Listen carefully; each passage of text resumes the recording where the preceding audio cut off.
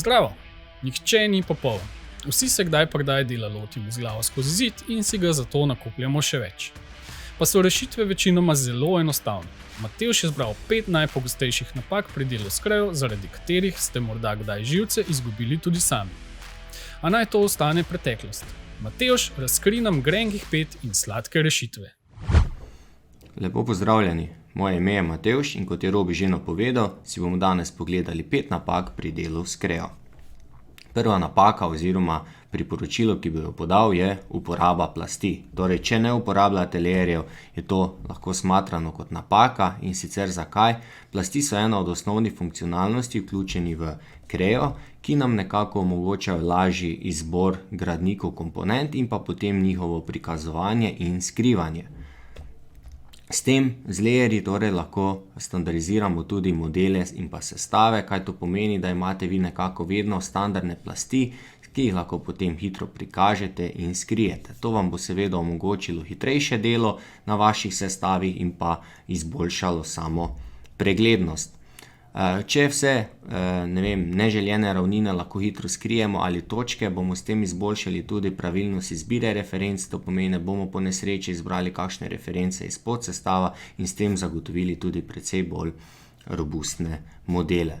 Vsa ta različna stanja, tako v modelih, sestavih, risbah, lahko potem tudi shranite preko View Managerja in pa Layer zavihka, kar je tudi prikazano na tej osrednji sliki in s tem potem hitro menjujete med različnimi prikazi, kjer imate določene komponente, gradnike prikazane oziroma druge komponente in gradnike skrite. Naslednja tema, ki bi se jo dotaknili, je uporaba assembly gradnikov. Uporaba assembly gradnikov je namenjena le za primere, kadar v montaži sestava dodatno modificiramo komponente. Kaj je to torej mišljeno? To pomeni, imate vi nek kos, ki ga boste ob sestavljanju dodatno prevrtali. V tem primeru je uporaba assembly gradnikov smiselna. V vseh ostalih primerih, kot je na primer včasih vidimo, da uporabljajo assembly gradnike za izdelavo prerezni stan ali za kakšne druge namene, pa se uporaba assembly gradnikov odsvetuje. In sicer zakaj?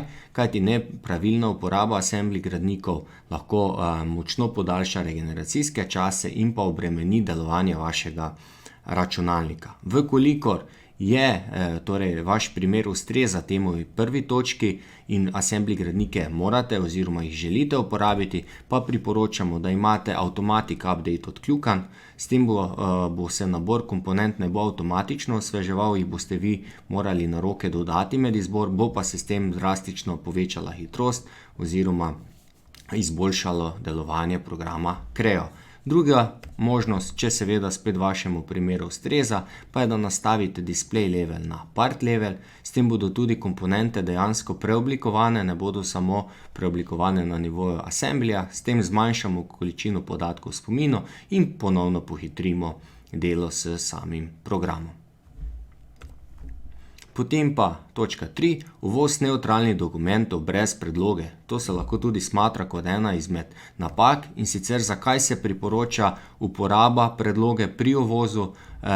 Priporoča se zato, ker imajo predloge lahko definirane neke standardne parametre in relacije, naprimer od vašega podjetja, velikokrat se uporablja masa, je ProMP mas, tako da imate hitro že maso tudi v parametrih izračunano in seveda vse ostale. Predloge lahko vsebujejo tudi materiale, ravnine, osi, koordinatne sisteme, orientacije, natančnost, plasti, ki smo si jih tudi prej pogledali. Torej vse neke te informacije vi že naložite na primer na nek uvožen model, ali je to Step, IGES ali model iz kakšnega drugega programa. S tem se seveda zmanjša količina potrebnega dela kasneje, kadar boste vse te informacije rabili ali za prikaz na risbi ali za kakšne druge namene. Točka 4 je pa prilagoditev dejansko config proja. Velikokrat vidimo neustrezen izvoz uporabniških prilagoditev v config pro in sicer kaj lahko povzroči tak neustrezen izvoz, povzroči lahko podvojene možnosti config pro nastavitev, kar pomeni, da vam bo neko možnost večkrat prebralo S tem lahko pride do večkratne registracije dodatnih aplikacij, če jih uporabljate, in pa nekih takih dodatnih opozoril pri zagonu Kreota. Torej, če vidite tole opozorilo, že veste, da je neka težava v vašem Config Proju. Podaljša, če je teh vrstic precej podvojenih in si predstavljate, potem mora Creo ob zagonu vse te vrstice prebrati, se lahko precej podaljša zagon samega programa, ne? In pa seveda precej se zmanjša potem tudi preglednost nad tem, kaj ste si vi dejansko dodatno prilagodili oziroma kaj so neke vaše osnovne nastavitve. Zdaj, za izvoz v Config Pro se odsvetuje oziroma export in pa export configuration se običajno ne izbira, razen kadar bi res želeli čisto vse opcije eksportirati oziroma izvoziti v nek dokument, medtem ko za samo apliciranje trenutne spremembe pa se priporoča izbira ukaza OK desno spodaj in pa potem v pojavnem oknu izberemo Yes, da shranimo samo trenutno spremembo in sicer shranimo v naš Start in Config Pro. Več o tem, katere konfige bere iz katerih lokacij, pa smo že omenili v enem izmed naših nasvetov in trikov in bomo tudi dodali povezavo spodaj pod tem posnetkom. Ok, in še potem zadnja napaka je nespremljanje Audax novic, malo za šalo, malo tudi za res, kajti v naših Audax novicah imamo neke številne strokovne vsebine, ki jih sami pripravljamo. Velikokrat se te vsebine nanašajo na vprašanja iz tehnične pomoči, torej vprašanja, ki dejansko vi zastavite in jih potem mi preoblikujemo v novico, da so dostopne vsem, naprimer kot tu je en primer izvoz kosovnice v Excel.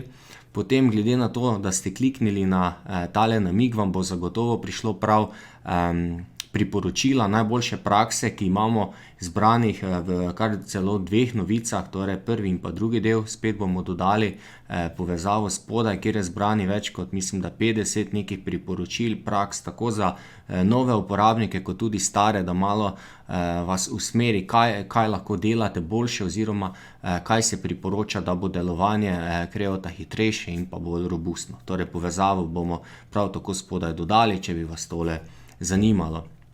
Potem imamo, tudi teme oziroma opisane teme na področju napak. Ena taka je cirkularne reference, imamo spet nek namig, če ste ga zamudili, si lahko pogledate, kako se odpravlja in zakaj cirkularne reference so težava. Potem imamo najslabši sestav, torej kaj je vse tisto, kaj doprinese, da je sestav najslabši. Ena od teh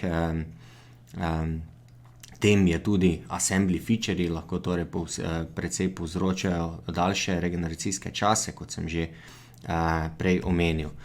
Potem imamo tudi informacije, nasvete, trike na temo optimizacij procesov, tako da res neka celovita vsebina. Za več informacij, na primer glede uporabe plasti, ki smo jih tudi omenili, tako v parti, kot da sestavi, lahko obiščete kakšnega izmed naših tečajev, na primer Advanced Part ali pa Advanced Assembly, če vas tole bolj zanima na nivoju sestavov, oziroma pogledajte še druge naše tečaje, ki jih imamo objavljene prav tako na naši strani oziroma spet na povezavi spodaj, če bi želeli še kakšne dodatne informacije. Jaz se vam za vašo pozornost lepo zahvaljujem in se vidimo na naslednjem namigu meseca. Hvala!